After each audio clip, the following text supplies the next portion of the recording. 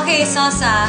Hashtag BFF goals. Yes. Sure ka ba talaga na buntis-friendly food ang tikiman time natin? Yes, first of all, let's see what the ostrich farm has to offer. Pero may isang masasabi na sure fact ito. Na ostrich meat contains less calories, less cholesterol, and less fat. For real? So ayan, ito yung mga foods nila. We have different kinds of dishes. At syempre naman kung ayaw nyo mag-ostrich, may iba silang meals dito na may chicken and tapa, beef, yeah, there's everything, bangus. Kasi yung ostrich meat kasi, hindi siya staple food dito sa Pinas, syempre. But sa mga ibang bansa, it's actually quite common. Mukhang weird lang dito, pero just isipin nyo na malaking chicken lang.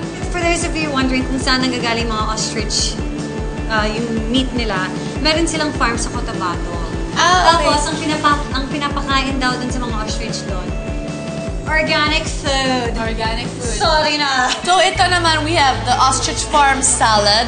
Very fresh, mukhang fresh.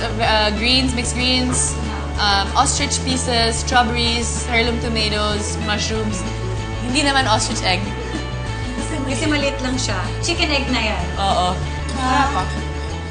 And here naman, we have an ostrich meatball pasta. Kumusta naman ang lasa, Miss Buntis? Well, pasta tastes like pasta. Yung meatballs. Ito. Yung ostrich meatballs. Yeah, it tastes like beef. Diba? I'm trying to see kung may aftertaste or something. Wala. Wala din. Super sarap. Not bad. Ito naman, we have the ostrich big bird burger. Oh! Mukhang funny lang when you say it, pero it's really a big bird burger. So it has ostrich patty with ostrich chili con carne, caramelized onions, mushrooms, fries, cheese, ketchup.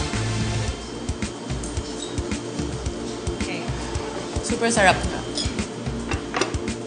Bigyan ko lang si Baby A ng konting gulay. It's okay, Baby A. Napakain na kita ng bongga Wait, dito sa there's show na to. more. May ostrich tapa. Ah? I know favorite mo yung tapa. And we have ostrich salpicao.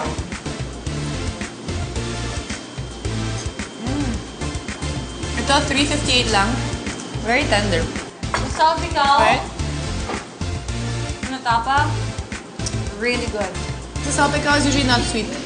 Ito may sweet na twist. Totoo ba? Na Oo, totoo. Humihingi ako ng kanin.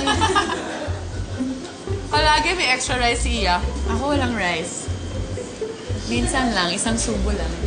Eh di wow. Ano daw sound ng ostrich?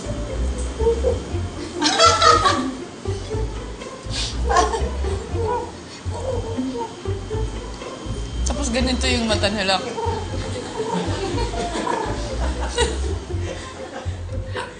Achieve talagang hashtag BFF goals dito sa The Ostrich Farm. Kaya, hashtag BFF. Bring your family and friends and get adventurous and experience their food here at The Ostrich Farm. Dahil para sa amin, TNT to! Try na to!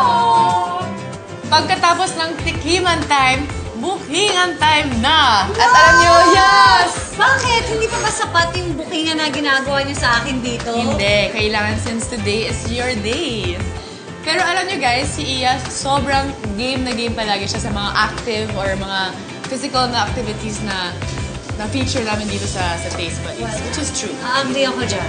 Oo. Sa lahat. At hindi lang yun. Sobrang competitive siya. As in, ayaw niya magpapatalo.